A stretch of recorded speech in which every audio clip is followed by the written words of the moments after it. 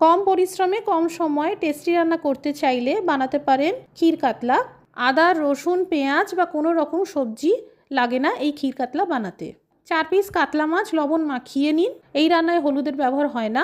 তেল আর ঘি মিশে গেলে মাছগুলোকে ভেজে নিন। কড়া করে ভাজবেন না, এই রান্নায় মাছ হালকা করে ভাজতে হয়। এবার তেলে দিন এলাচ দানা, সামান্য কয়েকটা কিশমিশ, 1 চামচ ধনের গুঁড়ো, গরম মশলার গুঁড়ো, গোলমরিচ গুঁড়ো, সামান্য চিনি আর সামান্য জল দিন যাতে গুঁড়ো মশলাগুলো পুড়ে না যায়। এবার 2 মিনিট নাড়াচাড়া করে একটু ভেজে নিন। দিয়ে দিন আধ ভাঙা করা কাঁচা লঙ্কা আর টমেটো কুচি। টমেটোর পিসগুলো সামান্য নরম হয়ে যাওয়া পর্যন্ত ভাজতে হবে। স্বাদ অনুসারে লবণ দিন। এইদিকে একটি পাত্রে নিয়ে নিন 1 চামচ ময়দা, আধা কাপ গরুর দুধের সাথে আধা কাপ জল মিশিয়ে নিন। এবার ময়দার সাথে অল্প অল্প করে দিয়ে মেশাতে থাকুন। এবার এই ময়দার সাথে মেশানো দুধটা ঢেলে দিন। চিনি, গরম মশলার গুঁড়ো আর সামান্য গোলমরিচ দিন।